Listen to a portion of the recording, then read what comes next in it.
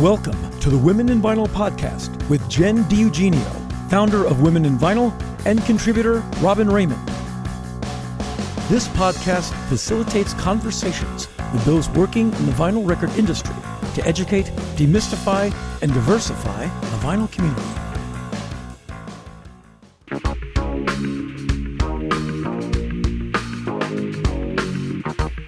I think you just earned a medal for the most gross words a minute in a single monologue. Masquerading as a 90-minute conversation, it's an indication of who you are. It's not the subject of the words you speak that says anything at all. What's disclosed is your obsessive attempt to make a framework where you're in the right for all that you've done and not done. And it's evident you're not aware this all. Not big enough to say what underlies your talk. Talk, talk, talk. You say nothing at all. Talk, talk, talk. Subjects that we speak small. Talk, talk, talk. You say nothing at all. Talk, talk, talk. Subjects that we speak small. Thank you for joining us on our first DJ interview, where we move out of pressing and into actually playing records. We appreciate DJs so much because they've really kept vinyl alive during its lowest points. Today we're happy to have with us the super talented, all-vinyl DJ, Monalisa Murray, or as she's known behind the turntables, DJ Monalisa. Thanks for joining us. My pleasure. So maybe talk to us a little bit about you and how you got into doing what you're doing. So I come from a family of, obviously in the 70s and early 80s, everybody had vinyl. So I come from a family of siblings that all had large vinyl collections. So my sister had a lot of vinyl. She had a reasonable amount of vinyl. I'm not gonna say she had a lot. She had a reasonable amount, like maybe 2 or 3 pseudo crates of vinyl. But my uncles, I have 5 uncles and an aunt, and they all had massive record collections. So I had a lot to choose from as far as the diversity of music and what I could get into. So like there was the one that was into progressive rock, there was the one that was into Motown, there was the one that was into soul and funk, there's the one that was into like yacht rock like Elton John and Fleetwood Mac kind of stuff. And then my sister was into that too, so I had that. And then everybody had something different to offer. And then my mom and her cousins or whatever, people that, because my mom was a little bit old, she was the oldest of the siblings, so her era was like Motown and Philly soul and stuff like that. So I basically grew up with all eras of music around me, everything. So as far as getting into DJing, I started going to clubs after high school and was just in every club. Like I went from, because I never got to do anything when I was in high school. So as soon as I was old enough to go out and go to a club, I went to all of them. I was like, because I need to get out and absorb all this. So I went from going to 1 or 2 clubs to going out 7 days a week. So I was in like different clubs every week. You know, one club would be a house club, one club would be a hip hop club, one would be like an upscale club. And because I went to college with the bouncers at the clubs, I could get in wherever I wanted to go. I just had to let them know I was coming and they'd slide me in the back door, or, you know, whatever, like, you know, the 21 and over spots or whatnot. Yeah. So going into that, there was a guy that came from New York. He managed Freestyle Fellowship, and he had seen me in the club and was like, you know, every club I go to, I see you. He's like, what do you do? And I was like, I work at Ticketmaster and I sell tickets. He's like, but you need to be working at a record label, and because you move around all the people that you need to move around. You know the DJs, you know, he's like, I see you moving. He's like, you need to be working it. So basically he hired me to be a promoter. So I went from working with him to working at Loud Records. And again, when I got there, I was like, well, I go out all the time. So why don't you guys give me some product and I'll take it to the DJ, or, you know, spread CDs around the club or whatever. So fast forward to me, you know, meeting all the DJs and giving them all these records. And of course I would keep a copy for myself. And I already had my uncle's record collections. I had picked through their records and had my own records. And then I had the records that I got from being a promoter. So over the years, I've built up, you know, a pretty cool record collection. It wasn't very much, but it was specific to certain things that I liked. But I wasn't just buying whatever. I was just keeping certain things that I knew I wanted to listen to all the time. And so after all that, I got to the point where there was a couple of people that were close to me that I used to talk about with music all the time that passed away. And I was like, these people were people that I got to talk to about all the strange music I liked, or all the off the cuff music, like stuff that wasn't on the radio, stuff that wasn't, oversaturated everywhere. And I felt like I needed to carry the torch to keep that music playing. Right. So I was like, maybe I should start DJing. But at that time, there was a lot of like the Paris Hiltons and people like that were DJing. And I was like, I don't know if I should do this because I want to be taken seriously, but there's all these people that aren't be taken seriously. And it's like, how do I break through and, get through that and get myself to be taken seriously? Right. And I asked all my DJ friends and they were like, come on. They're like, the music, you've been around all of us for years and we know where you're at. Like, I think that everybody that knows you knows where you're coming from as far as you being a DJ. They know you're not doing it to be cute or you're not doing it to be popular. You're already popular. So you're doing it because you want to share music. So, go ahead, I asked the beat junkies and they're like, they're the hierarchy of DJs. So I was like, let me ask the gods first and see how they've, and so once I got their blessing and their encouragement from it, I was like, okay, so I started getting equipment, started getting stuff. And of course I wanted to play my vinyl first. I was like, this is right around the time that Serato had just broken through. So It was still called, I think it was still called Final Scratch at the time. And everybody was still like, the Serato thing is crazy. Like, and I'm like, I don't want to use that. I want to use my records. And so I just kept using records. So I started, this is around 2006, and I started using records. And I basically would ask my friends like, hey, let me play at your club or at your bar or whatever during your gig, but let me just do the first hour, first half hour, first 45 minutes, like when nobody's there. Because I need to get into an environment where I can, I can be in the zone and then get comfortable with the equipment, get comfortable with the setting, and just, get comfortable and, find my way in. So you're not people saying, hey, can you play this? Can you play that? Like, I'm just here to warm it up. I'm just here to get it warm until the person that's actually supposed to play comes, and then I'm going to go home and go to sleep. So, or I might stay and have a good time depending on the club. Sometimes the DJ after me would play stuff that I wasn't into, so I'd leave, but sometimes I'd stay. It just depended on the situation. But yeah, so that got to, the word got around, like, oh, you're DJing now? Like, I was like, yeah, I'm just doing it for fun. Because honestly, I was just doing it for fun. Like, I just wanted to be an educator, but also, just have a little fun with it. But the more I did it, the more people asked me like, hey, well, can you play over here? I'm like, okay. But it was still, those opening sets, like early, like kind of like chill sets or whatever. So I did the do-over in 2008. And I asked them, I said, my birthday's coming up. I just want to play some records for my birthday. Just have a little fun, play some records. And they're like, okay, this is before the do-over was the big thing that it is now. It used to be like a laid back little like casual party where there was like games on every table. And there was like, people would just come through and play records. No big deal. It would turn into a party later on, but during the day it was like real mellow. So I wanted to come during the mellow time and just play music. They're like, no problem, come on through. So I brought my records and I started playing, but I was, actually DJing, blending records together and actually doing a set. Yeah. And everybody's like, oh, you're DJing. And I was like, yeah. I was like, did you think I was just going to play a record and put another record on and put another record on? I was like, I'm actually, So throughout the day, and my set was like 2 hours. But after like the first 45 minutes, word started getting around that I was doing the set, and people started showing up. Like, somebody just texted me and told me you were DJing. I had to come see for myself. And I was like, wow, this is crazy. So people like Peanut Butter Wolf, Dame Funk, people like that started showing up like, yeah, somebody texted me and told me you were DJing and I came to see you. And I was just like, wow, this is crazy. Wow, yeah. So by the end of my set, I had a full dance floor full of people, and I had people that had just shown up because somebody had texted them and told them I was doing a DJ set. And I was like, wow, this is crazy. So that was kind of like, I was like, people actually want to see me. I mean, not that I didn't think they did, but you know what I'm saying? It was just with all this ocean of DJs that I was in, people were actually like paying attention to me and giving me some energy. And I was like, this could actually work. Like, this could actually be something that I could do instead of just doing it for fun or doing it for opening or whatever. Yeah. So that was one of the first ones. And then I ended up playing at Funkmasphere with Dame Funk like 2 weeks later. And that was another eye opener because it wasn't just no brainers and just, songs everybody loves, but it was a specific funk genre. You know how Funkmasphere is specifically like 1980 to 1983, like kind of under scene kind of songs, you know, and I pulled that off. So they were like, okay, yeah, you did that. That was like one of your first gigs, and you shined on that. So I just started getting booked like crazy after that. People just started saying, hey, I want you to DJ here, I want you to DJ there, whatever.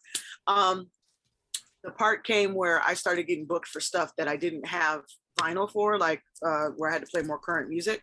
So I eased into Serato after that. And at the time I was also working for DJ Spinderella. I was her assistant. Wow. And that came out of a friendship. That came from her being like, girl, I'm over here overwhelmed. I have records everywhere. I have paperwork everywhere. I need to help get sorted. And I was like, I'm not working right now. So I'm between jobs. So I can come over and help you get sorted, you know, when I'm not doing anything, because I ain't got nothing else to do and you're my friend and I want to help you. So with me helping her sort her records and helping her sort, you know, her business and stuff out, I would go over there and practice and, you know, mess around and play around on her turntables.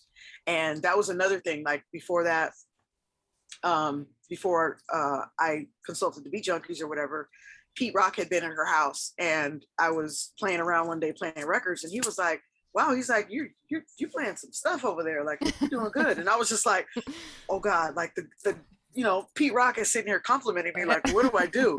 Yeah. And I just kept going, like, well, okay, let me just keep doing this. And then he finally turned around and was like, are you a DJ? Like, do you DJ out? And I had to think about it. I was like, do I? Should I? And that was the spark. You know, aside from me wanting to educate people on the music, that was another big push, is when he said that. And then she kind of looked at me like, well, you know.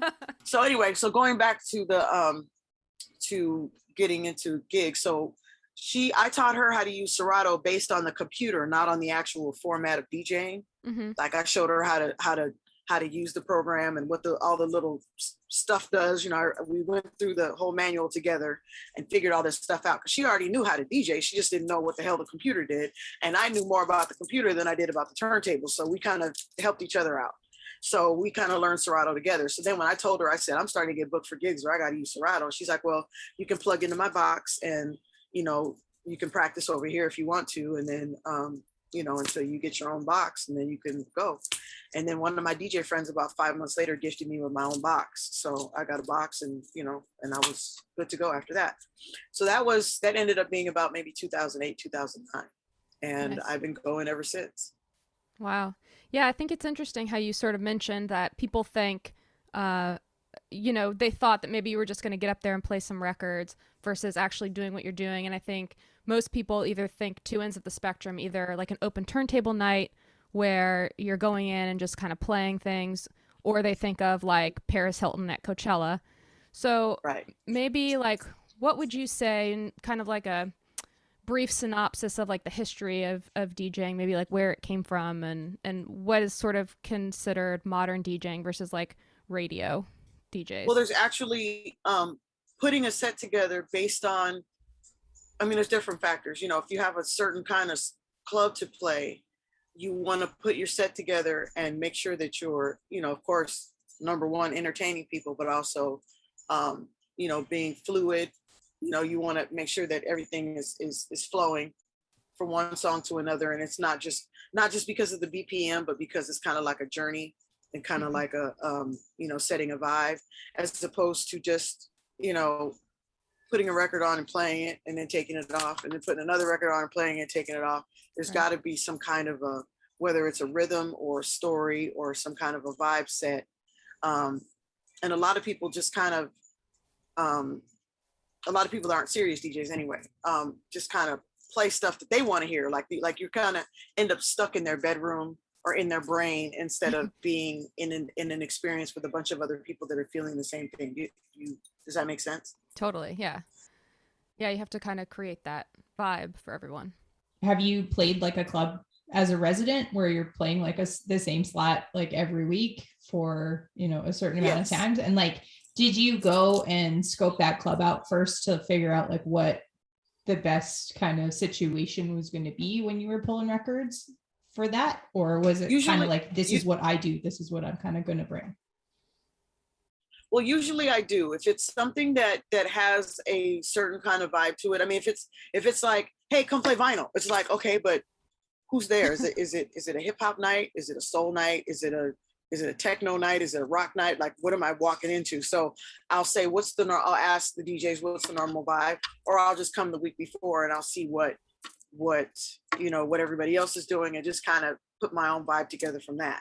And sometimes it's just, hey, play whatever the hell you want. So in that case, I'll just play stuff that I know is good music, but like that may not necessarily be familiar, but is good music and people will get into. Like when I did, there's a spot that I love doing in Silver Lake called Pinky's. It's a little bar and there's no dancing. It's just drinking and chilling or whatever, which makes it great because you don't have to cater to bodies moving. You just have to cater to keeping people interested, And so when I put my sets together for that, I just play all the music that I can't play anywhere else. The music that I can't play where people are going to be like, the hell is this? Who is this? I don't know this song. I'm going to go get a drink because I don't know what this song is. Like people that do that, like these people are there for the vibe and for the moment. So I like putting that set together because I can play stuff that nobody knows, but it sounds great. And they're there for it. They don't leave. They stay the whole time because they want to hear more of that. They're like, oh, she played that. What else is she gonna play? Whereas like a club like Motown on Mondays, I'm a resident of Motown on Mondays. I do that every week. And there's so much music in the Motown catalog, but there's only so much music that people know like the back of their hand and can sing every word to. Right. So that's complicated because we have that 50% of our set has to be those no-brainer songs that everybody can sing and shout to. And the other 50% can be like that Northern Soul Motown song that nobody knows but sounds really good. Or that song that Stevie Wonder wrote that nobody knows that Stevie Wonder wrote. And they're like, oh, why is she playing this? And then we get on the mic and say, yeah, Stevie Wonder wrote this. And they're like, what? Yeah. So there's putting those sets together, but we try to stay out of the habit of playing the exact same thing all the time. Even though there's certain songs that we all love, like each of us at Motown on Mondays has like one or two songs that we love and that we don't play. Like I won't play a song that Jedi plays because that's his song. That's the song that he plays every time. Or C- won't play a song that he knows I love because I play it every time or whatever. So we kind of respect each other's boundaries in that sense. But otherwise, we just make sure that we cater to that half the crowd that wants to hear that wants to sing along and the other half that wants to be educated on the Motown history.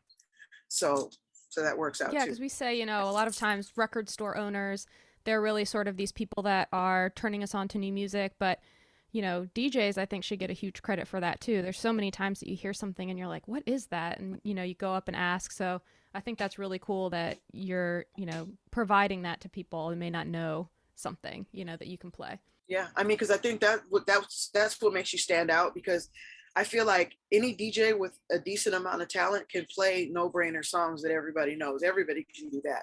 But the educational part is what really adds to it, when you educate people about stuff that they may not know about or teach them how to listen for different sounds and different things that they're not used to listening to. Right. I mean, and that's part of the cool factor of like the history of DJing. I mean, and when you're DJing as a backer for rappers is one thing, and like hiding your labels and disguising your tracks is one thing. And then there's like the whole camaraderie of like playing a night and playing with a bunch of people where you're familiar with their sets and like what they've got in their crate, where you're like, oh, I'm not going to play that because you play that. Oh, I know you love that. Where it's like, when they're playing for rap battles and stuff, they're like, ooh, I'm going to grab that beat before this guy gets on because I know he's totally going to be on it. That's part of like, I think what has been so cool about DJ culture is like how inclusive it is and how you were encouraged to just like jump in and do it. And once, you saw that you had an aptitude for it and people validated that, you were just like, yeah, no problem. And everybody just like welcomed you in. It's kind of a beautiful thing where it's, sometimes areas of DJing and music in general can be a little bit exclusionary and gatekeeping. So, I mean, it's an inspiring aspect of being a woman in the industry where they're just like, now come do it. Let's do it. Yeah. And I still get sometimes I get a feeling that people are trying to compete with me. Like, yeah, they like if they saw me do a dope set somewhere else and then I come play with them and they're like, okay, so I think I have to be better than you. And if I feel that energy, I'll be like, look, I'm not here to be better than you. I'm not here to battle you. I'm not here to beat you. I'm not here to do any of that. I'm just here to play and have a good time. That's it. I just want to make people dance and have fun. So if you want to battle me, or if you feel like you need to be better than me, then go ahead and do whatever makes you feel good. And I'm just going to play music, and we're just going to, that's it. So it's so true. Like, have you experienced anything where you're like, oh, this is a more Serato kind of crowd where I want to be able to do a few more like tricks of the trade versus being just like a crate only vinyl DJ? It's never been a Serato versus vinyl thing. It's just more so what's in my crate versus what I need to dig for. Like if I'm doing, I remember I did a set in San Diego and it was vinyl only. And I'm like, okay, I've never played in San Diego before. I just know it's hip hop, and I know the San Diego hip hop crowd pretty well. So I'm just gonna pack these bags with what I think is gonna work, and pray for the best. And I brought 3 bags of vinyl with me, and I played one of the best sets of my life. Amazing. Because it was all music. It was music I loved and music I knew, and music I was like, if these people don't like this, they're crazy, like that kind of thing, you know. And the guy that booked me, he just booked me because he's known my name from the 90s when I was in the music business, and he knows I know hip hop. He's like, I just want you to come play. And he was like, wow. He's like, I knew you were going to be good. He's like, but that was crazy. And he's like, for you never ever DJing here before, that was crazy. And I was like, I just stuck to what I knew. I said I was nervous because, you know, I'm like, what if I don't have that song? What if I don't have this song that might go better? Like what? And I said, you know what? Just throw it out the window and just play. And that's why I brought records I love. Because I'm like, if they're not having a good time, at least I will. You know, it's like, at least I'll be having fun playing this shit. If they're not, you know, dancing to it, then that's on me. I mean, having faith in your collection and knowing it back and forth like you do is such a gift and such a skill. Like knowing what you've got in your crates, like, because that's the thing, like once you roll up to the gig, like that's it. Yeah. That's all you got.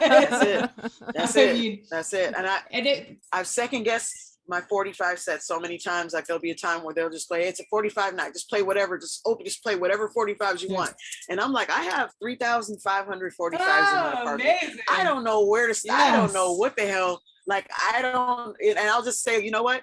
Let me put this set together because I think this is going to work. And then literally like 2 hours before the gig, I'll be like, you know what? Wait a minute. And I'll go and I'll say, wait a minute. Let me just pull this one together just in case. And I'll take both bags. And the second bag works out better than the first bag I put together a week ago. Yeah. And it's just because it you know, it just depends on what the vibe is or what I'm feeling. I mean, I feel like anybody that has been playing on Serato too, like they always bring at least a bag or a half crate or something for when inevitably Serato crashes and you still got to bring something because you can't just go silent mode. So there's always like a backup record. What is like, do you have a go-to song when you see that like things maybe aren't landing the way that you want to? Is there something that you are always like, yep, that one goes across every single crowd that you play to? Is there one record that comes to mind as a people pleaser? I mean, there's like the cliche songs like Hot Music by Soho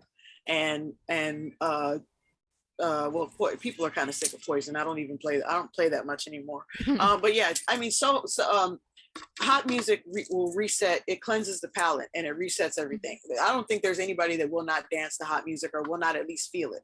So as it's playing, you can say, okay, now let me figure out what direction I'm going in because you know, Hot Music doesn't have, I mean, it has a BPM, but it's not in a rhythm with anything else. Right. So you can play that and then fade it out and then go in a completely different direction or pick up where you left off or whatever. So that's always a good one.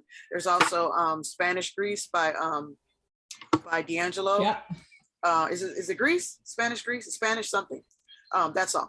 And then there's Fela Kuti's Water No Good Enemy. That's another one. Like stuff like that.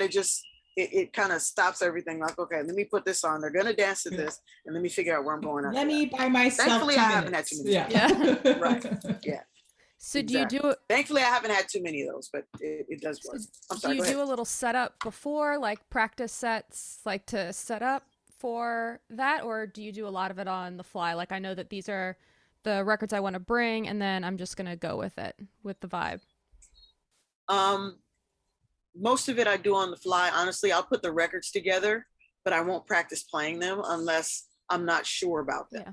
But most of the time, like when I have those sets of of stuff that I never play. I just go with it because it's nobody's tripping off of me, my transition too much, unless it's, you know, it's just going to be a solid blend.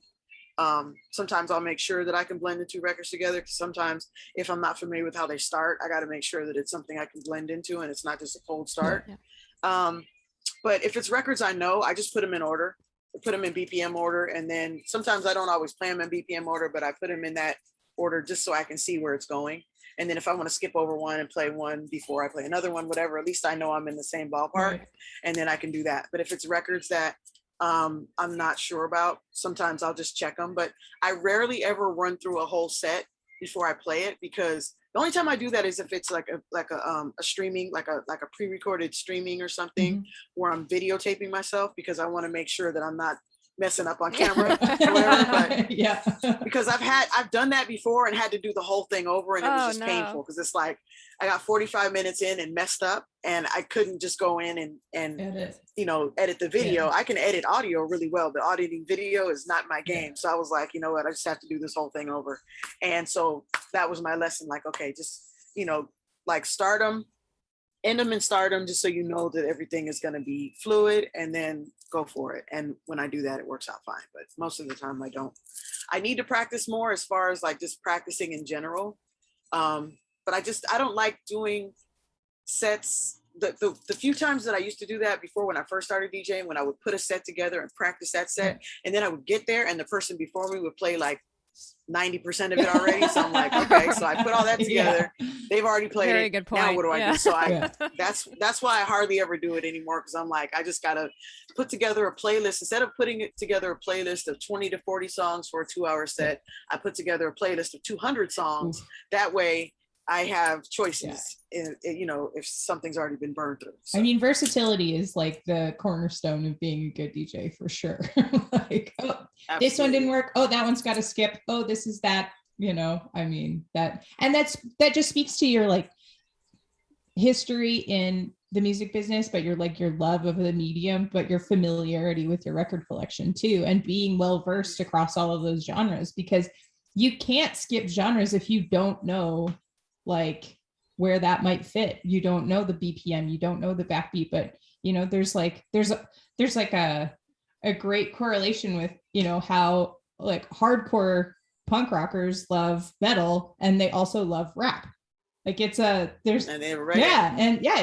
and like it's a funny like correlation between all of those things. So you can play rap at like a hardcore punk rock night, and it'll go off, and like people love it because they have that understanding of those cultures. The crew that I'm a part of, Umoja Hi-Fi, they are based in the reggae kind of realm, but they come from like acid jazz, rare groove, reggae, and I learned from them specifically, DJ Daz. I learned from him and the crew about how to play different genres of music in your set. Because when I first started playing, I'd either play all soul or all hip hop or all reggae or all house. I would never cross genres, because I was like, it just never occurred to me to do that. I mean, as me trying to learn my music and trying to figure out BPMs and trying to figure out rhythms and things like that, it just never occurred to me to do that. But once I started DJing with them, it made more sense. I mean, I did try it a few times, but it wasn't as diverse. Like I would play 4 hip hop songs and then 4 soul songs and then 4, but I'd keep them all grouped together. Whereas once I started playing with Umoja, it was easier for me to go from soul to hip hop to rock to funk to different things, and bounce around, but still keep the crowd engaged and still keep the rhythm at the same pace.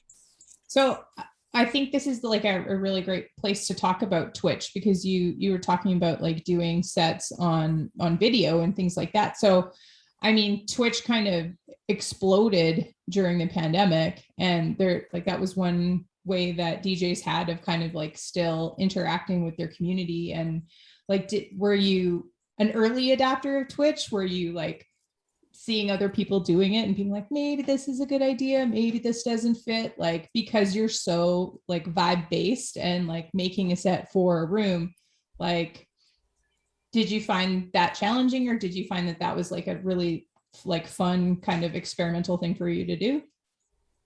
Well, it was complicated in the beginning because I was taking care of my mom at her place. So I wasn't at home with my equipment and my records and my whole setup. So when I first started hearing about Twitch, I was like, oh, wow, that's dope that everybody's doing that. But I'm, you know, and I've always had that mindset.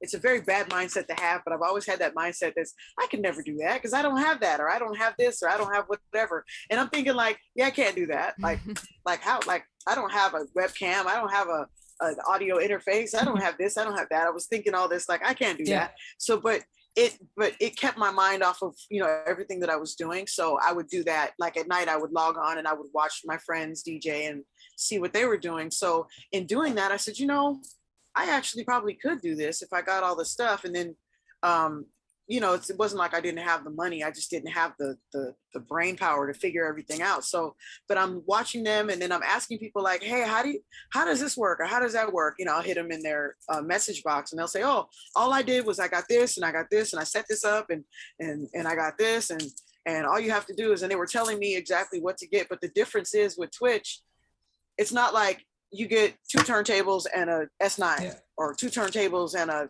Pioneer this or 2 turntables and it's like, no, well, I got this interface and I got this camera and I got this light and I got this over here. And then this other person is like, oh, well, I didn't get an interface. I just got the sound card and then I got this and then I got this. So I talked to 10 different people and each person had their own setup. So it was like, okay, so what do I do? Like, so that's what made it so difficult and complicated. It was like, I don't even know what to do because I can't copy the next person or do what they did because I don't know if that's going to work for me. And so I said, you know what, let me just take all this information and put it all down and then just keep watching everybody and keep learning as I go. So I learned about all the emojis and all the little, the bits and everything. I learned about how everything worked and I just studied and watched. And then Natasha Diggs asked me to do Soul in the Horn in around this time last year. And I said, you know, I don't want to say no because I don't want to deny myself that opportunity because I had been wanting to fly to New York and do Soul in the Horn for 2 years. So I was like, she's asking me to do it now virtually. Like, how can I say no? I was like, I'm going to figure this out. So I told her, I said, give me a couple of weeks to get back to you. I said, let me figure out if I can do this and I will get back to you. And she's like, no problem. Just let me know. And so I asked one of my relatives to come over and look after my mom. And then I went in the other room and figured out, like, if I put my phone here and I plug this in here and I do this and I do that. And she's like, well, you don't have to do it live. You can pre-record it. I was like, that's even better. Oh, amazing. So, because I had my controller with me the whole time. I just didn't have my records or my turntables or anything like that. So I was like, I'll just use my controller because that's all I have.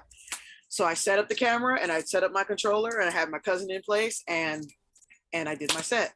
Awesome. And that was the beginning of my, well, I'm not going to say the beginning because when I was in the chats, I was talking to people in the chat rooms and DJs would give me a shout out in the chat, say, hey, peace Monalisa in the chat, please follow her. She's a great DJ. She's this, she's that. And I was like, wow, I'm getting compliments and people are already following me and I haven't played a thing. I haven't done anything. And so I started getting followers from that. So then when I did Soul on the Horn, I got a bunch more followers from that. And by the time I was done taking care of my mom and I come back home, I had like 250 followers. Nice. And I think I'd streamed that one time. And then we did a Soul Train tribute on the Motown channel. Awesome. And I pre-recorded that too. And yeah, so by the time I got back home, I had 250 followers. So I was like, okay, now that I'm home, let's get this fun. Okay, let's figure this out. So my biggest thing about Twitch is that I'm not a talker. I've never been a talker. Yeah.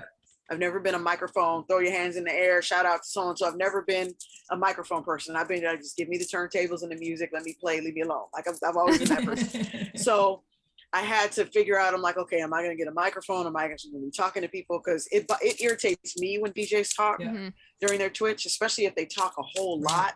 Like, I'd rather hear you play music than tell me 15, 20 stories. So I got a sound card. I use my iPad as my camera. So I think my Twitch setup cost me all of $25. Amazing.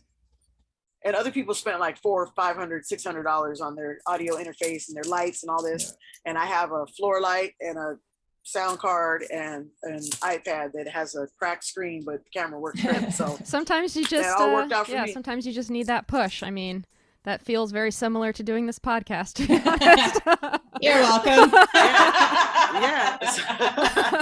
So yeah, it just all came together really quickly, and then I had to move my furniture around to get the best camera angles, and then once I got on, it was like it just felt great. I mean, I still had a little bit of a struggle as far as the talking thing, but as far as playing the music, as far as everything, I started getting more followers, and then I did all the stuff that gets you subscribers. I think it's to affiliate. Mm-hmm. I got to affiliate and I started getting subscribers, and everything was great. I haven't been on as much because real life has been going on and I've had to step away and do other stuff, but looking forward to getting back on because I love the fact that you can be in the comfort of your own home, and I'm surrounded by my records, so I can actually play my records as opposed to relying on Serato. Sometimes I just play it because it's easier, but I have the option of, putting a set together with my records, and then I can just, when I'm done playing, I can just put them back, as opposed to going out to a gig and then just dumping the bag on the floor and going to sleep and then forgetting the bag is there for 2 weeks or whatever. Like, I actually have the option of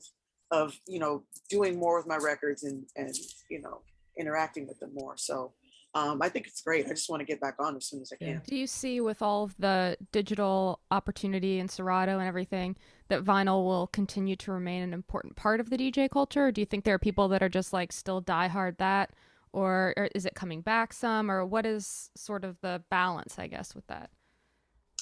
I know for most of us DJs, that vinyl never died. It just kind of, it was less important to other people. I mean, when the record label stopped pressing it, that made it harder to get certain things. But as far as classic music, as far as like, breaks and things like that, we've always had access to that. So at the end of the day, if you're going to do a vinyl set back then, or in the last few years since Serato's advanced, we've all still played breaks with, breaks with our records, and have still put together hip hop sets and classic sets and whatnot. And I think that there's a lot of people that are strictly digital now that are in other formats, like people that play electronic music. Most of the electronic DJs that I know are mostly digital, whether it's CD or MP3. So that's, their realm is kind of set. Yeah. They're kind of like, this is what we're doing. But there are a few people that still play vinyl, so they have limited pressings of vinyl or whatnot. But I think as far as hip hop and soul and rock and the other formats, I think vinyl's going to be around, because there's more availability, there's more being pressed. All the vinyl pressing plants now are backed up, where they're making so much vinyl now that they can't keep up with demand. So there's like Nas's new album that just came out. I think it came out maybe 2 weeks ago. The vinyl won't be available till March of next year. Right. Like, it's like so much going on in the other genres. So there's certain people that are, I would say done with vinyl, or just kind of, just because it's easier for them to do their gig, they can just throw a flash drive in their pocket and hop on a plane and, plug it in and go. And that's, easier for them. But I think for us, those of us that play soul and hip hop, I think vinyl is going to be around for a long time. And, there's still people digging, still people going to record stores and buying records. So yeah, I don't see people getting over it. Because I think a lot of people made that mistake when Serato first came out. They were like, oh, well, it's time to get rid of this vinyl. And they got rid of all their vinyl. And then a year later, they're like, why did I do that?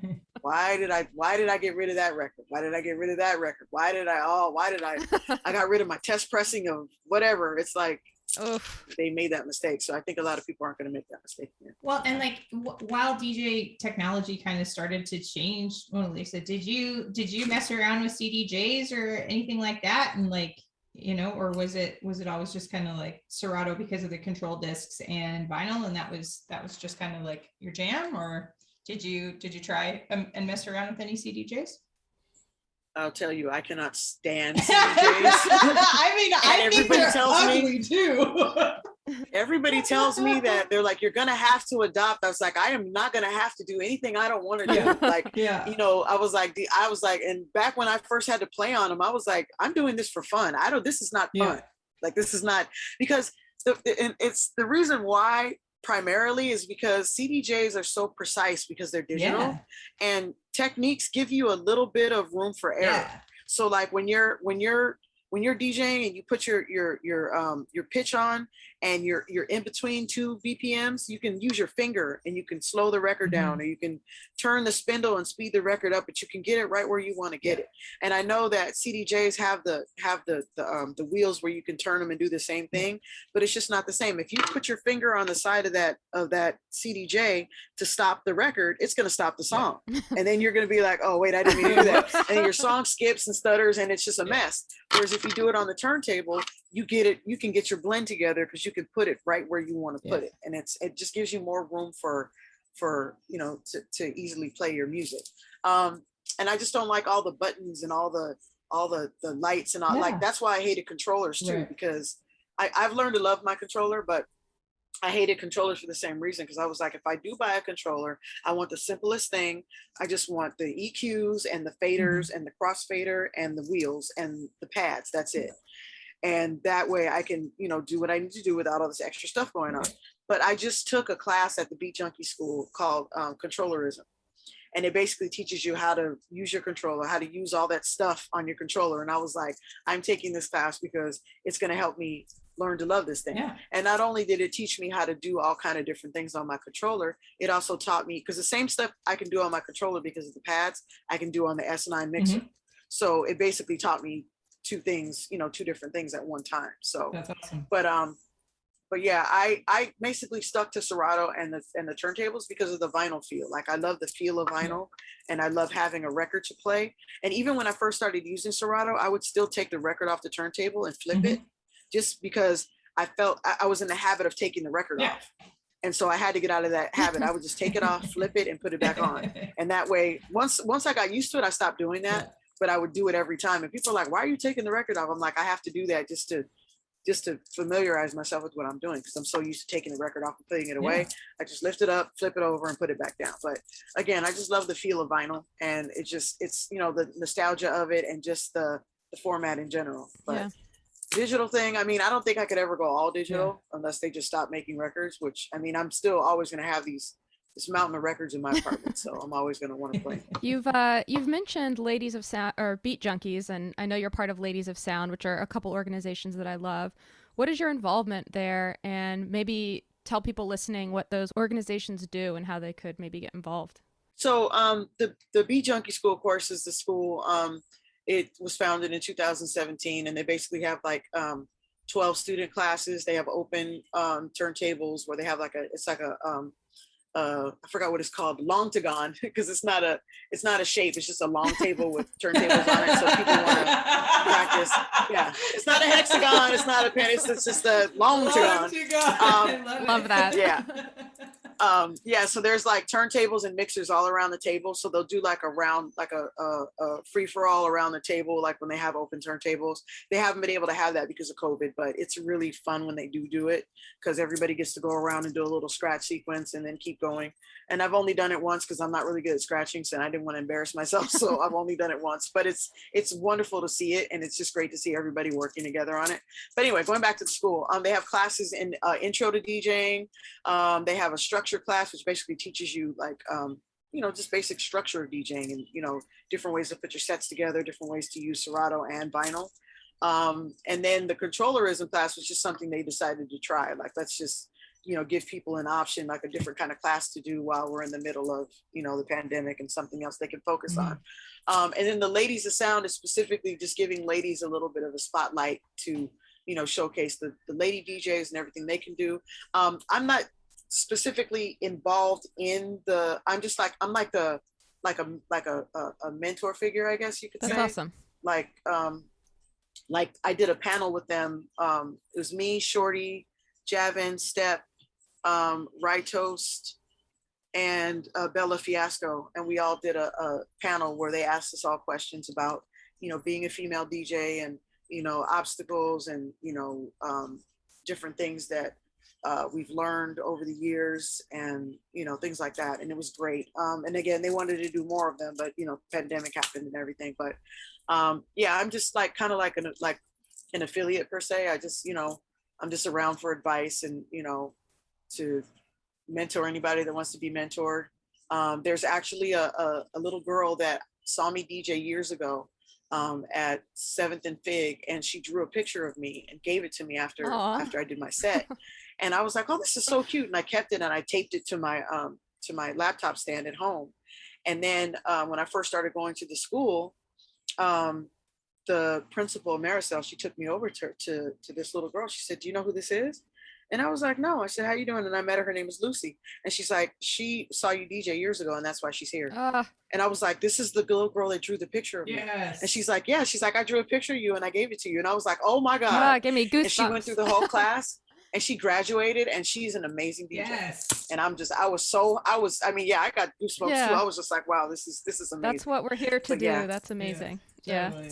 Yeah. So for kids like Lucy, and for, all the women out there that, and even if they're not a part of the school, I mean, it's just, at least, it's a way for, for women DJs to have recognition and to have mentorship and to have a place where, they can do their own thing. They actually have their own headquarters now. Their headquarters is downtown. They're still, of course, affiliated with the Beat Junkie School in Glendale, but they have their own headquarters where they can do different things, just, specifically for the ladies of South. That's great. So, What were some of those challenges being a female DJ? Because, it is interesting hearing your story, and the support was amazing. But what are some of those things that you run into being a woman in this? I mean, of course, you get people that think that you don't know what you're doing. Right. They think that you don't know how to turn on a mixer or turn on a turntable or, clean your needles or plug in equipment or anything. You just get those people that think, oh, because you're a girl and you have nails, that you can't do anything. And it's like, what, it's like I can do the same things you do. Some people, some better. It just, it depends on who you're dealing with. But it's like you get treated like you're supposed to, not do what they're doing, like what guys are doing. And it's just very frustrating. I've had several encounters with sound men that had, the turntables and mixer set up in the club and had everything plugged in wrong. And I had to unplug it all and plug it back in so it would work right. And they were like, oh, that's not going to work because you need this and that and the third. And I'm like, you need that for a guitar, or you need that for a piano, or you need that for something else. But for these turntables, it's got to go this way or it's not going to work. And then, end up getting it to work. A lot of people that think that that you don't know music, they think that it's just a lot of preconceptions about you not being wise enough or strong enough, as a man would be to be a DJ. Totally. And it's just very, very frustrating. I think you're there to be seen as opposed to be heard. Right.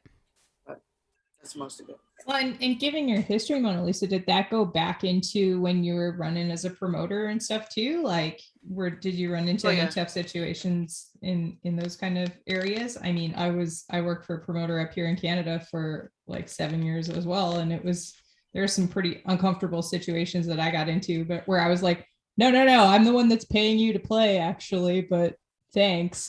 So yeah. Can you speak on like what the situation was like in the 90s, like coming up through there?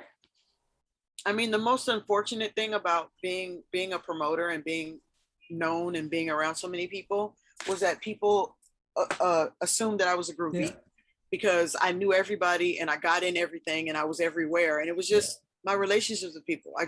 I was cool with people. Like there was a lot of bartering in the music business. So it's like, we would call each other. I'd say, hey, listen, I want to get these 3 Too Short CD promo CDs. Can you send me some? And then the promoter over there would say, yeah, what do you have? I say, oh, I have Wu-Tang. Oh my God, you have Wu-Tang? I'll send you Too Short's whole catalog. Just send me one Wu-Tang CD. And it's like, okay, like, I mean, when I worked for Wu-Tang, it was like, we could get anything we wanted. Yeah, I bet. We could get any promos we wanted. If we handed somebody a Wu-Tang record or a Wu-Tang CD, they clean out the cabinets for us. So it was like, and once you did that for somebody, it's like, I will get you whatever you need. I got you. Like, that's the phrase, whatever you need, I got you. So I would get blessed with things. I would get concert tickets. I would get on the guest list for clubs. I would get flown out places like to conventions and stuff like that, like free of charge or whatever, just because of me being a cool person. But it was assumed that, oh, you're a woman, you must have flashed your boobs or slept with somebody or something to get that, because there's no way you could have just got that for being cool. There's no way. It's like, why not? Right. Like, just because you didn't get it doesn't mean that I didn't get it. Or just because you wouldn't do that doesn't mean that somebody else wouldn't. Somebody else wouldn't take care of me like I did. And that's one of the reasons that I actually left the music industry, is because it got to the point where the music that I was promoting was not good, because it was like more of like, well, this person's paying this amount of money, or this label is worth this amount of money, and that's why this record's getting played. Right. And it was like people just kept saying, oh, well, you must be, sleeping with somebody or doing this or doing that to get all these. And the same thing when it happened when I first started DJing. When I first started getting a lot of gigs, like 2010, 2011, it's like, are you sleeping with that person? Did you guys have some kind of history or something? It's like, no, that person just saw me play a set at a club and liked it and asked me to play here. Like, what? And it's really disheartening, but I'm not walking away from DJing because there's so much more to it and I get so much more respect. Totally.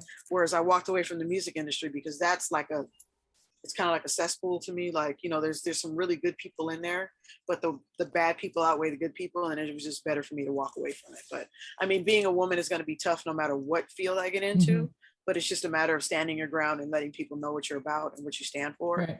And it's a little bit easier to show that side of me here as a DJ as opposed to in that side of things. So, but that's one of the biggest challenges that there was. Yeah. Those people always speak the loudest, make it difficult. Yeah.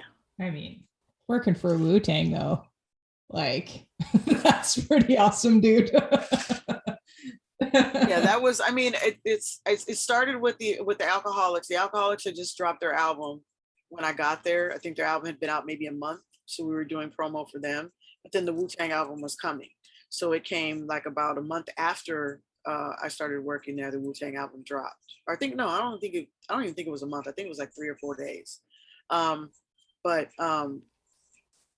the second single, the Cream single came out, blew up, that was it. It was over. Like we could get anything we wanted, anything. It was great. Yeah, that's awesome. I mean, it's funny, like when you're working in promotions and like promoter land, like it's hard when you don't believe in what you're supposed to be promoting and you're kind of like, oh yeah, like try to get everybody excited about something when you don't even believe in it. And you're just like, yeah, this isn't it. See, and back then it was easy because all the music back then was great. Like it was the first of everything. It was the first. Like Wu-Tang was the first 8 or 9 man rap group. Like usually it was two MCs and a DJ or 3 MCs and a DJ, but never 8. It was like 8 people. Like, what is this? And then, people getting on the radio, like, getting hip hop played on the radio on a station besides K-Day was big for us. Like, because commercial radio wasn't having it. They didn't want to play anything. And we had to fight tooth and nail to get half that stuff on the radio. Yeah. And it's like now there's hip hop all over the place. But back then it was unheard of. It was like something had to be really special or somebody had to pay a lot of money to get a hip hop song on the radio. And then there was only certain times you could play it, like the mix shows. Right. There was, the mix show, the lunch mix or the evening mix or the weekend mixes was the only time you would hear hip hop. Right. Like otherwise you would hear either the super safe hip hop or old school hip hop or nothing. Or it might be an R&B song with a rapper on the hook or something. And that was also how that started, because they started putting rappers on the hooks to get them a little bit of commercial radio exposure so people would know who they were. And back then it was tough, but I got it done. Yeah, you did. And as a note, I looked into my own D'Angelo records while we were talking about this, and there's Spanish Joint and Chicken Grease. Yeah. And Chicken Grease. Spanish Joint. So Spanish Joint. Yeah, I merged them together. I'm sure you've played them together too. Yes, I have.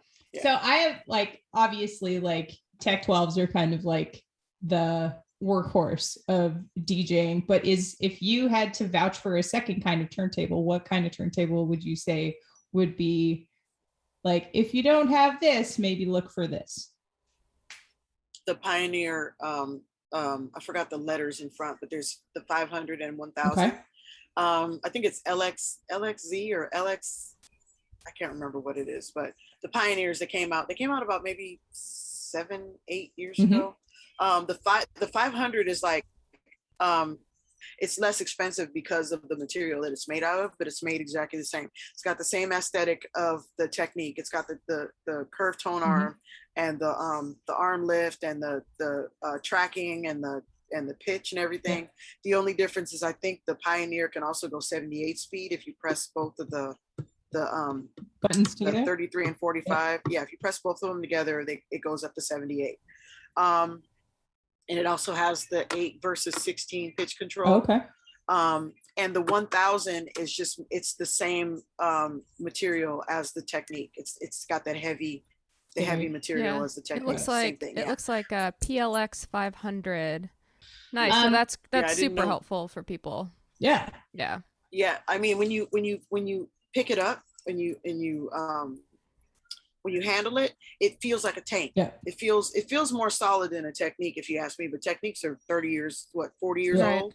So, whereas it just feels like a brand new tank. It's like, it's like slamming the door of a BMW versus slamming the door of a Ford. It's like, you feel the difference. It's like that, you feel that quality difference. Right. And the head shells are excellently made. There's also another, Pioneer model. I don't know the model number or the letters or anything of it, but it's all black. The tone arm is black. Oh. The everything is black. And I forgot I can't remember what it is. But anyway, that's a solid one too. But those are super expensive, so I never see them. I think the only place I've seen those is at NAMM. Right.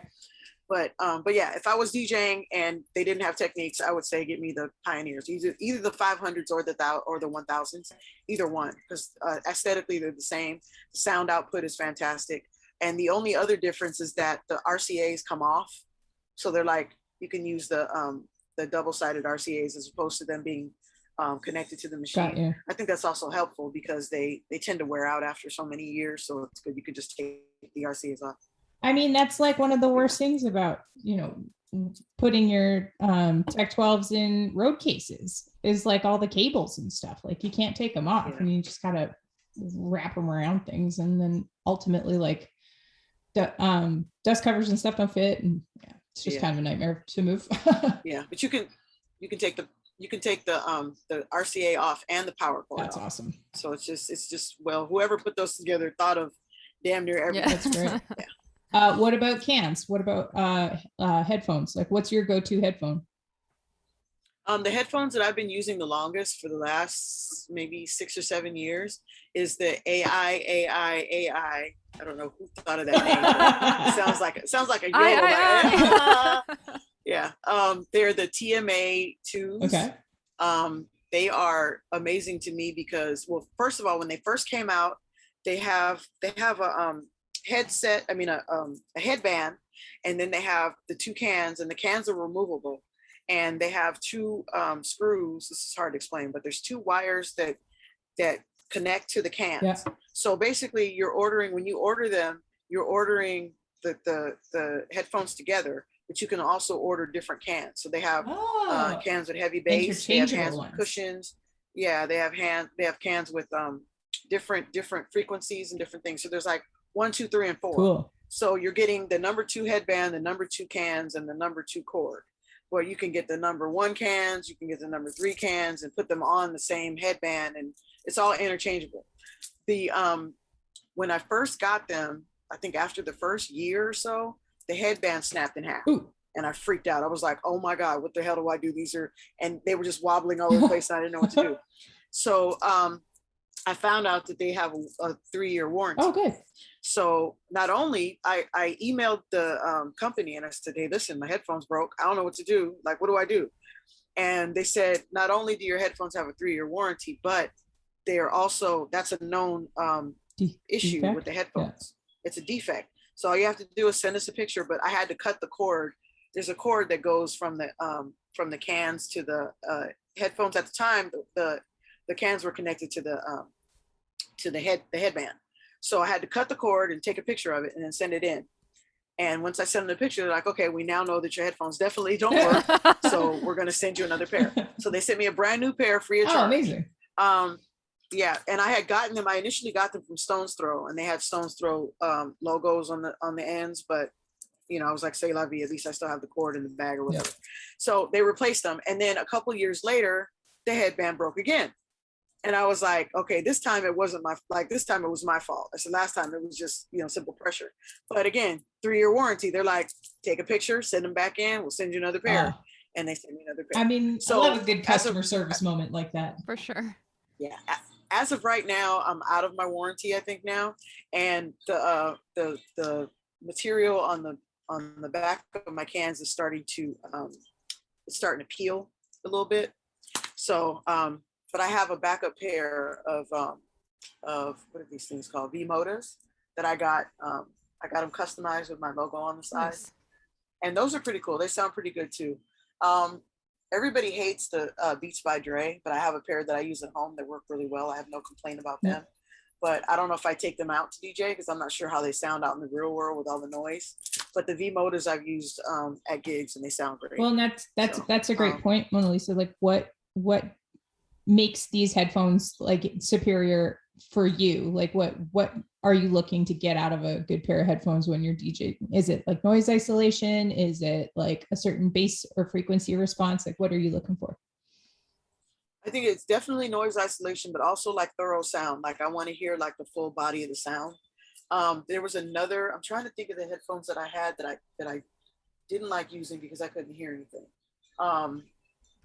The Urban Ears. There was a Urban Ears. The Urban Ears have they have a cord that's reversible. Oh. So you can put the 1/4-inch cord into the headphones and then the 1/8 cord into your phone if you want to have a conversation. Yeah. Mm-hmm. Or you can put the 1/8 into the headphones and then put the 1/4-inch into the mixer if you're DJing. Oh, nice. And it's a great functionality for you to be able to do different things. But when I tried to use them to DJ, I literally couldn't hear. Like there was no bass in them. There was no like full body sound. I could hear the music, but it didn't sound like I needed it to sound in a club full of people. Right. Whereas if you're using them for your phone, they sounded great. But for DJing, I was like, no, I couldn't use those. Cause I mean, they were cute and they were portable and they were small. And I could just fold them up and throw them in the bag and it was great. But that's when I got the TMAs because they sounded so much better. I was like going back and forth between the two and I was like, let me just stick with the TMAs. So, but yeah, so I don't like those, but yeah, definitely you get the sound out of the V-Modas and the TMAs. So I have a couple of like technical questions for people that might not be familiar with like the ins and outs of DJing. And I mean, this might be a big ask too. So if it's like impossible to do, like totally don't worry about it. But can you explain like what scratching is? And can you explain like what beat matching is? Can you explain like these like regular kind of DJ terms that people might hear that but don't know what exactly they mean? So scratching is basically rubbing the record against the first or second or any beat in the song. So like you have the 1 through the 8 that you have to choose from, and you don't want to scratch on the well, you could scratch on anything. It really just depends on how the song structure is, but most people start on the 1 and they rub the record back and forth, and then there's a part in the groove where you can hear the beat coming, and you basically rub the record back and forth and you can hear that beat, and you're just scratching. You're rubbing the record back and forth so that it's making a scratching sound against that beat. And what are you using that for in DJing? Like, why would you scratch a record? You would scratch a record to make a transition, to basically alert your crowd that you're moving into another song or that you're moving into a different section, or that you're about to start demonstrating a trick or a sound or something different than what's playing. Awesome. And then as far as beat matching is basically every record has a tempo, has a BPM. So you're basically want to match a record that's 112 with another record that's 112. If the other record is 114 or 115 and you're trying to blend it with a 112, you just have to slow the pitch down so that the beat is exactly the same. It gets complicated because some records are just basic beat records. Some records are swing records, and some records have a faster tempo. So when you have a swing record, as a regular beat record, just going to go 1, 2, 3, 4, 5, 6, 7, 8. Whereas a swing record might go 1, 2, 3, 4, 5, 6, 7, 8, but you can still blend them together. That's where that finger comes in when you slow it down with the turntable. When you have your turntable and you put your finger on the side, you can make a swing record blend with a beat record. If you slow it down just enough, you can blend them together. It's just a matter of knowing your music and knowing how the tempo is and figuring that out. It's like mathematics. But yeah, basically you're making 2 records play at the same tempo. And you also have to do it between the 1 and the 8. So if your first record's going 1, 2, 3, 4, 5, 6, 7, 8, you bring it in on the 1 to match that tempo. Right. You can even bring it in on the 2, the 3, the 4, whatever number you want to bring it in on, as long as you bring it on at the same time and they're playing at the same, they're playing on the same tempo. Sometimes if you try to go into a phrase at the wrong on the wrong beat, it messes up the cadence of the song. So you just have to make sure that you do it on the right beat. And that's colloquially known as a train wreck, right? that is what we also call boots in the dryer. We call it boots in the dryer. Well, that was a great explanation, though. There's the t-shirt. Thank you. That's the t-shirt for the episode. Boots in the dryer. Boots in the dryer. I love that. So, I mean, with everybody being, there's a lot of people that are trying to DJ, and there's people that are DJing like yourself, and then there's people that are playing records at a club and like things like that. But where does turntablism fall into like DJ culture? Turntablism is, I don't think that there's that all the DJs in the world, including myself, can call themselves turntablists, right? Because there's the turntable is a musical instrument. Yeah. And, it's different just being able to play the musical instrument as opposed to being able to master it. And I think turntablists are more of masters of that craft because they can make the turntable do things that turntables weren't meant to do. Like make mastermind. Like, exactly. Yeah. Like they can scratch records a certain way. They can make certain sounds come out. They can make certain patterns and certain tempos and certain things. Like they can basically make a turntable do what a trumpet does or what a tuba does or what drums do or what any instrument does. They can make the turntable do that. Like the rest of us, not taking anything away from the rest of us, we play records on the turntable and blend them together, which is what turntables were made for. Yeah. Whereas, again, turntablists take them above and beyond their original purpose. Yeah. So would you ever see turntablists booked on the same kind of gigs that a bunch of DJs are? And like, that's more for people that are not as steeped in DJ culture, like going to a DJ show or like a festival where there's a bunch of DJs playing. Like, when are you going to see a turntablist versus when are you going to see a bunch of really talented DJs on a bill for a show? Well, I mean, it happens now. Like if usually most events are structured with the DJs doing the earlier sets or the warm-up sets or the sets earlier in the evening or earlier in the day. Yeah. And then the turntablist who's going to do the special presentation is put on after those DJs just to showcase that person as the thing that's going to be special about the whole thing. Not taking anything away from the other DJs, but that's something different that you're not going to see the whole day. Yeah. And then you're going to see that person do something completely different. Totally. Cool. So what kind of needles are you taking out when because I mean, any good DJ travels with their own needles. Like you're not showing up and just using broke club needles. So what are you taking with you to the gig? Well, it's complicated now because our beloved Shures are no longer in production. So everybody's all stressed out about how RIP to the Shure white label. Yeah. So the question and what's boggling my mind right now is why all the other companies that make needles are not jumping and shouting like, hello, we have needles, hello. Right. Because there's Audio Technica, there is Stanton, there is Pioneer, they all make needles. But you have to dig a needle in a haystack to find their needles. Like I'm not understanding why everybody didn't jump up. Like that happens in any other market of consumerism. It's like when the top person stops making something, everybody else jumps up like, oh look, we have some here, Totally. buy ours, Yeah. but nobody's doing that. So Pioneer has a needle, Stanton has a needle. Yep. The needles that are on my turntables at home are like 40 years old. Amazing. I ended up getting a used pair of turntables that I gave away to a friend, and I took the needles off of them because I had a feeling I would need them. But they're old Stantons from the 70s. Incredible. And the person that bought the turntables started DJing and then changed their mind and threw them in the garage, and they stayed there for 35 years. So the needles are sharp. They've been used twice, and I've had them on my turntables for like almost a year now, but they're still totally fine. So those are the ones I use at home. Amazing. As far as DJing out, I use Ortofon. And I always used to hear never to use Ortofon because they tear up your records and they cause Q burn and all these things. But most of the records that I own have Q burn and are messed up anyway.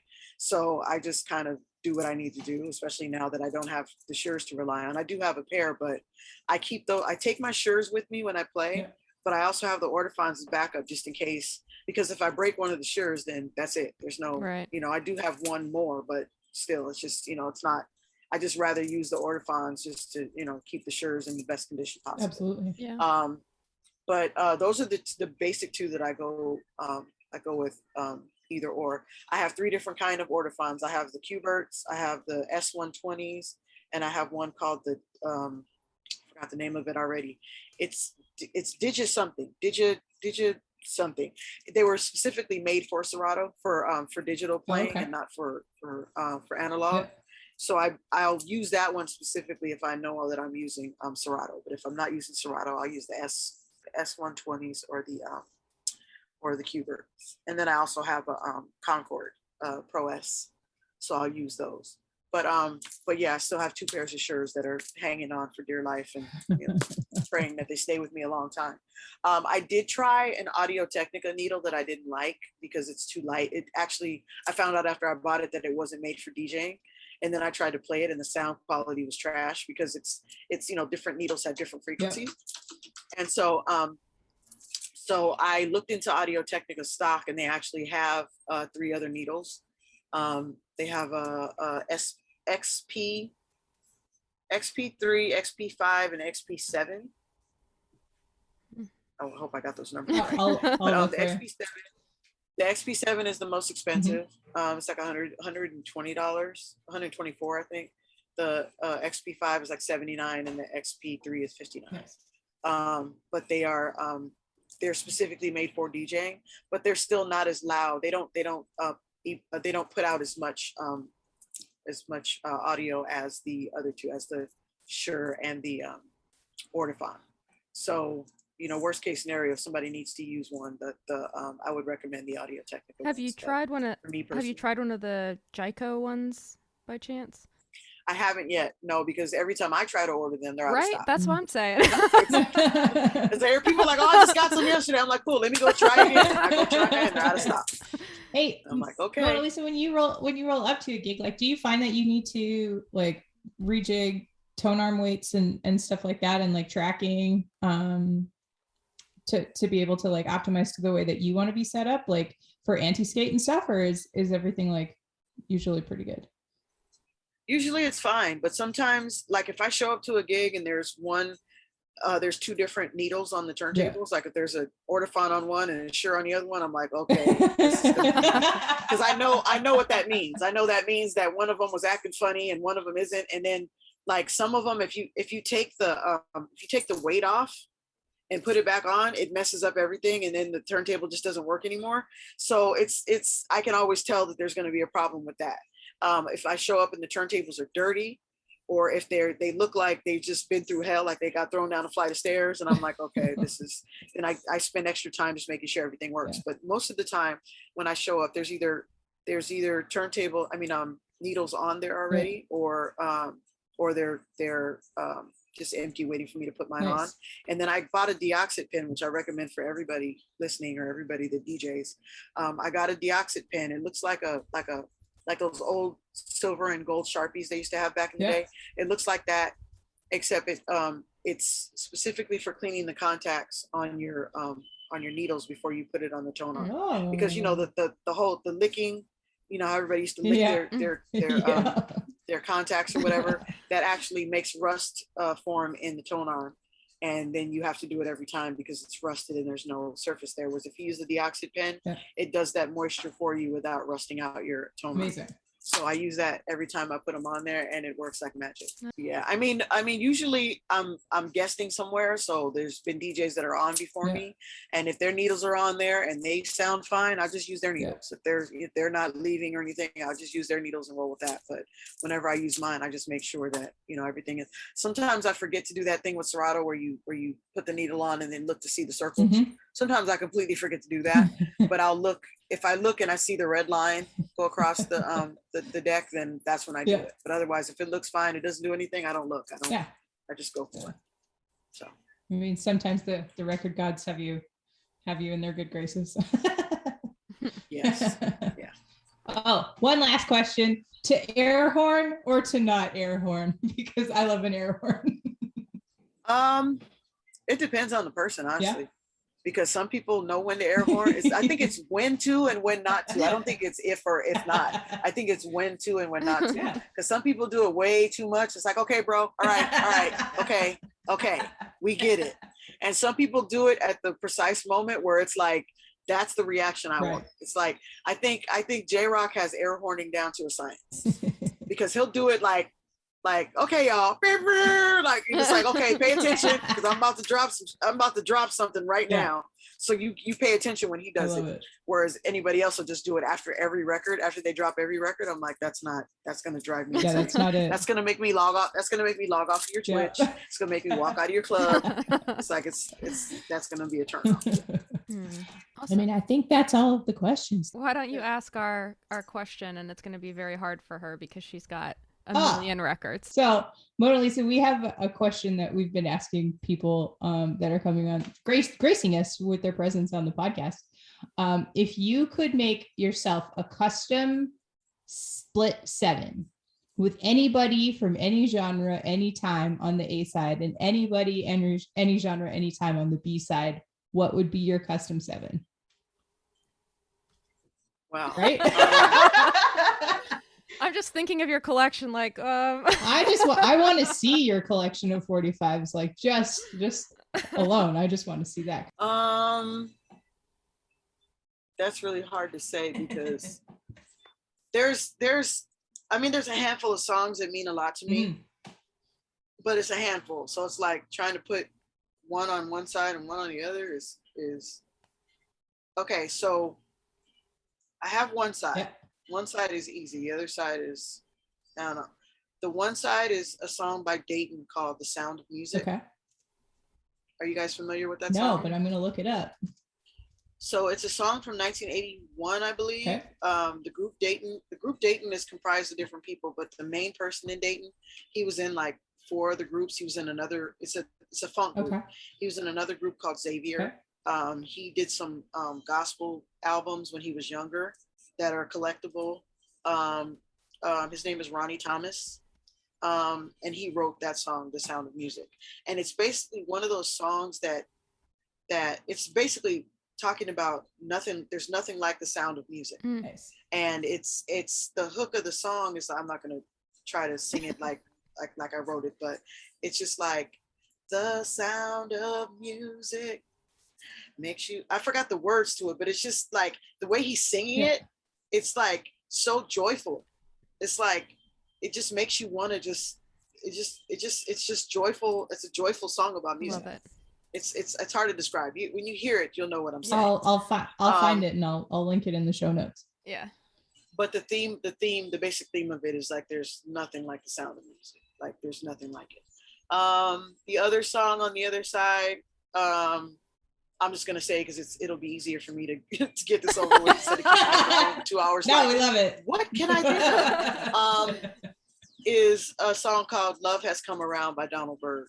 It's Donald Byrd and the 125th Street New York City band, something like that. Nice. It's Donald Byrd basically, and it's called "Love Has Come Around." Do you guys know that song? I feel like I know that one. And it's another one of those songs that's kind of like that same thing. It's like talking about, you know, love. Love has come around, feels so good to me, brings me so much. It's just all this joyful. It's a joyful song about love. So those two songs would be the two, because they're both songs that, like, whenever I play either one, people are like, "What is this? This is just so. What is this?" Nice. You know, they want to know what it is because it feels so good. The first time I heard "Love Has Come Around," one of my friends was DJing at the time, and I texted him and I was like, "Yo, what is this?" Yeah. And he came over to me after he finished his set. He walked over to me. He's like, "The song is called Love Has Come Around by Donald Byrd." He's like, and I play it almost every time I DJ because it's. And I was like, that song is wonderful. It's just so joyful and so wonderful, and it just makes you want to go fall in love. It's like one of those just joyful songs. I love Awesome. And it's got the what is it? The Blackbirds singing on it. I can't remember. I'm trying a complete brain fart on who sings on all the Donald Byrd songs. Like the same people that sang on Change, same people that sang on Wind Parade, same people that sang on Think Twice and all the other Donald Byrd songs. It's the same people singing on there. Amazing. But it's just a joyful, beautiful song. And Isaac Hayes produced it. Sold. Which is crazy. When I saw that, I was like, this does not sound like anything that Isaac Hayes has ever done. It doesn't have that, but it's Donald Byrd. It's just Isaac Hayes produced it. So it's just different. Oh, that's awesome. Nice. So, it was just anyway, so side one is The Sound of Music by Dayton. Side two is Love Has Come Around. You've given me lots to research, so I'm super stoked for that. Yeah. I think that's one of my favorite parts about interviewing all of you super awesome humans is getting new music recommendations, because it's outside of my purview a little bit, so that's the best part, I think. So thank you. That's fantastic. You're welcome. That was amazing, Monalisa. Thank you so much. Yeah, really appreciate so it. much knowledge. That was incredible. I appreciate you letting me harass you for so long. No, it's my pleasure. And again, I'm sorry. I just have had such a crazy year. I'm like, it's just been really, really insane. Yeah. So no problem at all. Awesome. Well, thank you again. Yeah, thank you guys. I appreciate it. All right. Thank you. Bye. Thank you guys. Have a good day. You too. Bye. Thanks for joining us again on the Women in Vinyl podcast with DJ Monalisa for episode 14, aka Boots in the Dryer. And thank you to Blonde Records and Celeste Krishna for the use of her song, Talk, Talk, Talk, because that's exactly what we do on a podcast. Hey, check out the Wavy Awards on October 23rd. That's www.thewavy.awards.com. It's a brand new awards show celebrating women, LGBTQ+, non-binary, artists of color, and allies. And our good buddies over at Gold Rush Vinyl will be making all of the actual awards. Gold Records. We have a podcast sponsor alert. We want to send a huge thank you out to other record labels. They've gifted us and our listeners, that's you, a 50% off code, that's WIV50, in their store for the myriad of resources that Scott has compiled there. That's www.otherrecordlabels.com/store, code WIV50 at checkout. As always, join the conversation on Instagram or send us a note at media@womeninvinyl.com if we've made any errors, or if you want to reach out and give us some suggestions, or just tell us how awesome all the song suggestions were that you just heard from DJ Monalisa. Yeah, we're going to have some cool contests coming up. Come say hi. We like it when you say hi. Check out womeninvinyl.com for past episodes, the blog, the store, the job board, and the rapidly growing library of resources. Please don't forget to like, subscribe, and give us a review on your favorite podcast delivery method. Hey, maybe recommend the podcast to somebody that you want to get involved in vinyl. And you can also contribute to furthering our mission at www.patreon.com/womeninvinyl, where you will find all of the B-sides, the deep cuts, the amazing extras, and help us start a not-for-profit to further the demystification, the education, and the infiltration of more women and non-binary identifying humans into the vinyl making space. Join us next time for episode 15. Thanks, pals. This episode has been brought to you by Women in Vinyl and Red Spade Records. Thank you for listening. please remember to subscribe. And you can always contact us directly by visiting www.womeninvinyl.com.